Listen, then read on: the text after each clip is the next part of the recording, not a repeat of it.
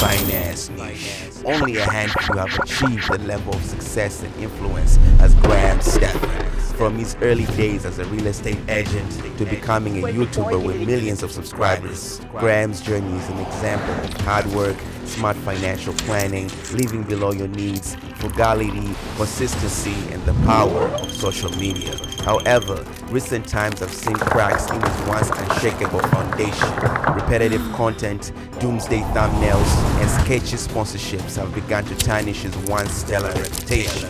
This is the story of Graham Stephan's meteoric rise and the challenges threatening to bring it all crashing down.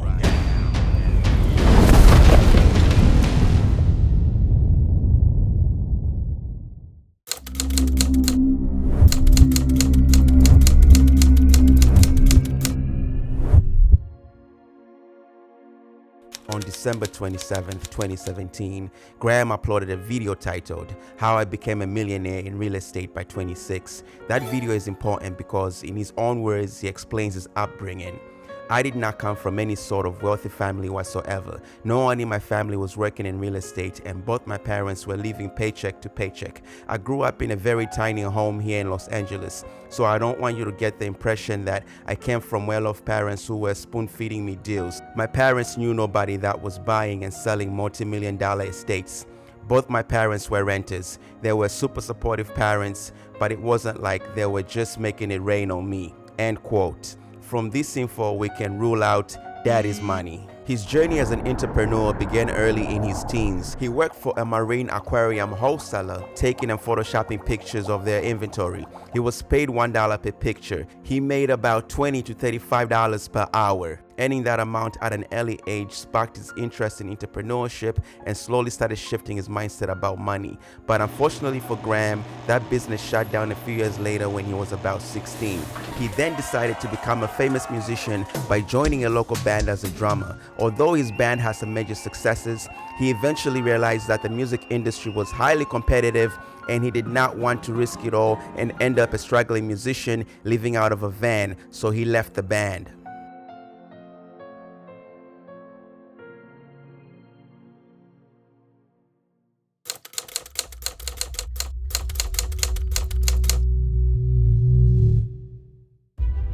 In his senior year of high school, Graham decided to pursue a career in investment banking. He applied to Pepperdine University but was denied due to poor grades. He then applied and was accepted for a data entry job at an investment firm, which he found incredibly depressing. That experience made him reconsider his career path, so he decided to get a real estate license as a backup plan. While studying for his license online, he attended open houses and sought advice from other agents. Despite the discouragement from many of them due to the market downturn in 2008, he met one agent who encouraged him to pursue real estate, offering to mentor him and split commissions 50-50. So 2 days later, young Graham started working for the guy at Coldwell Banker. His strategy was posting listings on Craigslist, which many agents in his office neglected. Within 9 months, he made about $35,000 from leasing, a significant amount for an 18-year-old.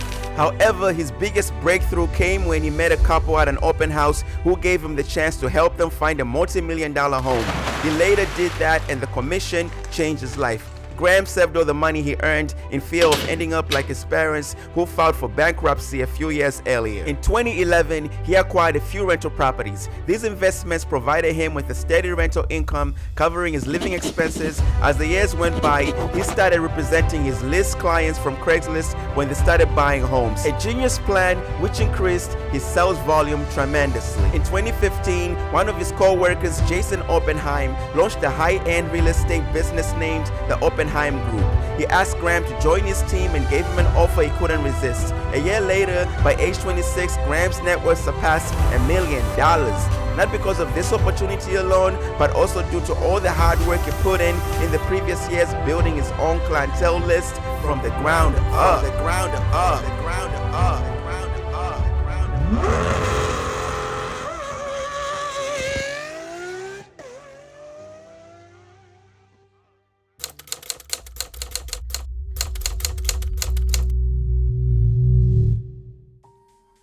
After years of procrastinating, on January 26, 2017, Graham uploaded his first YouTube video titled Easiest Tips to be a Successful Real Estate Agent. His strategy was consistency. He uploaded 3 videos a week for a whole year. In December of that year, his efforts paid off by netting him about $26,000 from YouTube AdSense. In the beginning of 2018, he created a course titled The Real Estate Agent Academy. By the end of the year, he made $80,000 from that course and $170,000 from YouTube AdSense. His channel reached 300,000 subscribers on Christmas Eve that year. As Graham's channel grew, so did his influence. He became one of the leading voices in the YouTube finance niche. His content ranged from real estate tips and personal finance. Throughout this time, he declined all offers from sponsors. Following the success of his real estate course, on February 25, 2019, he released another course for aspiring YouTubers titled The YouTuber Creator Academy. A month later, he started promoting a stock exchange app called Weibo. Remember that name. In the same month, Netflix aired a show titled Selling Sunset, which focused on a luxury real estate brokerage where Graham worked. Unfortunately, that show was more drama than real estate, so Graham got 0 screen time. In May of the same year, a very interesting cryptocurrency exchange company was founded, Futures Exchange, aka FTX. Remember that name. In August, Graham took on his first sponsor, Audible. In September, Graham hit the elusive 1 million subscriber milestone. He ended the year with a whopping $1.9 million from all his multiple streams of income. In 2020, the global pandemic happened, prompting him to quit his real estate job and go full-time on YouTube. He was already making more money from YouTube than his real estate job, but I guess it took the global pandemic to make him realize that. On May 31st, he hit 2 million subscribers. In the summer of that year, some of his viewers started to accuse him of clickbait thumbnails and titles. There is a 4-page long community post on his YouTube channel dated 4 years ago in which he addresses these allegations. Link in description. Sometime in December, Graham made a video titled I Just Bought a Bank, in which he promoted a savings app called Yarder. Remember that name. Nevertheless, he ended the year making $4 million, with YouTube AdSense accounting for $1.8 million of that amount.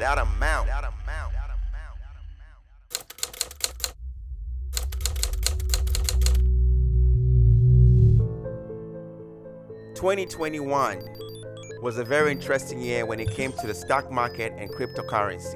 In January, the whole GameStop short squeeze happened.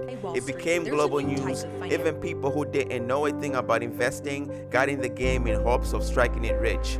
Fortunately for Graham, he was selling shovels during a gold rush. People were looking for financial advice on which stocks to buy and which apps to use to buy said stocks. Remember Weibo, the stock exchange that Graham was a major affiliate of since 2019?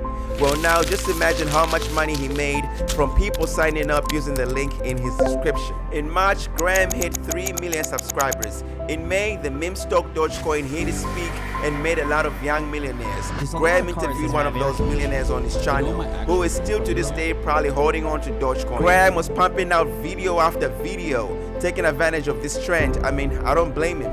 Around this time, Graham was probably making $250,000 a month or more. It's safe to say this was peak Graham Stephan. His subscribers were loyal than ever. They loved him for being transparent, cheap, and frugal. He always drank homemade iced coffee, which he claimed was 20 cents. Well, a month later, on June 14, he uploaded a video announcing the launch of his own coffee company named Bankroll Coffee, featuring flavors like Diamond Hands, Hardo, and Double Down. All these were names that were influenced by the meme stock craze that was going on around that time. Within 48 hours after releasing that video, he sold 10,000 bags, which was all the inventory that he had. Needless to say, 2021 was a very, very good year for Mr. Stephan.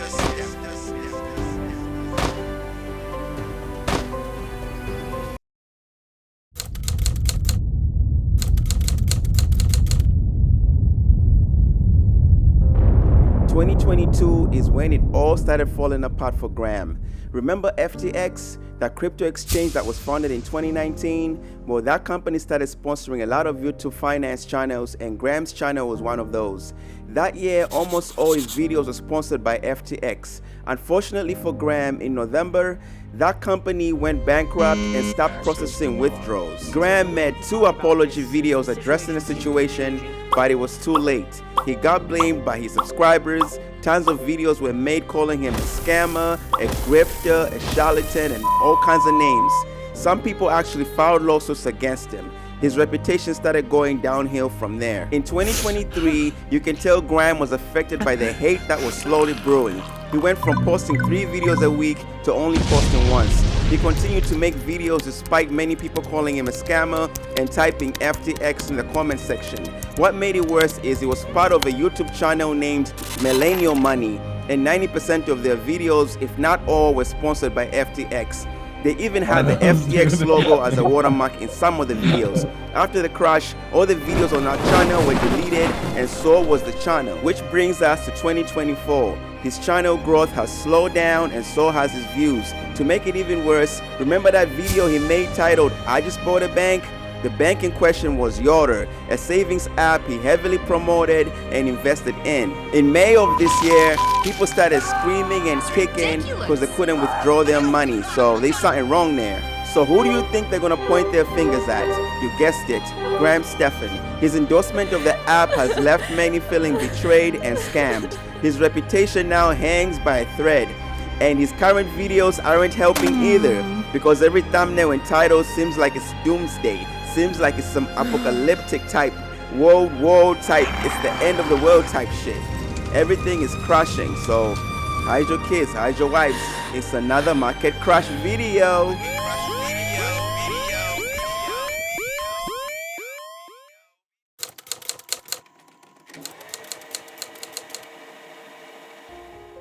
Today, Graham Stephan stands at a crossroads. His reputation, once built on honesty and transparency, is at risk. The finance YouTube niche has evolved, but Graham's content has remained stagnant. Viewer complaints about his money-driven approach and failure to vet sponsors carefully has become more frequent. Can Graham save his reputation and regain the trust of his audience?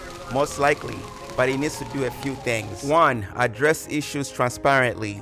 He should openly address any mistakes or controversial decisions he has made, including his endorsement of Yotta Bank. An honest and heartfelt apology can go a long way in regaining trust. At the end of the day, we're all human. 2. Improve content quality. He should explore new topics and diversify his content to reflect the ever-evolving world of finance. Take a break from the doomsday thumbnails and titles. 3. Engage with the audience. Q&A sessions, live streams, and maybe even live events can help him stay connected with his viewers and better understand their needs. 4. Enhance sponsorship vetting. Deeply researching sponsors can ensure that he only promotes products and services that align with his core values and benefit his audience. 5. Community building. Fostering a sense of community among his viewers can strengthen loyalty and support. This can include creating a forum, a Discord server, or other platforms where viewers can connect and share insights. 6. Supporting causes. Supporting and promoting causes that resonate with his audience can enhance his reputation. Maybe even build or support a school in a third world country. You don't have to be a billionaire to be a philanthropist. Carnegie lied to ya. 7. Kiss a few babies. Obama did it, Trump did it, so he might consider kissing a few babies. Just kidding. By taking those 6 steps, Graham Stephan can work towards rebuilding his reputation and strengthening the trust and respect from his audience. But whether he will listen to the demands of his audience, that remains to be seen. One thing is certain though, the rise and fall of Graham Stephan is a cautionary tale for all creators. Great empires fall just like that, by not listening to the people. They gave you that power and they can take it away. They subscribed, they can unsubscribe. They smashed the like button for the YouTube algorithm. They can unsmash. They loved you. They can hate you. What's up, you guys? It's Graham.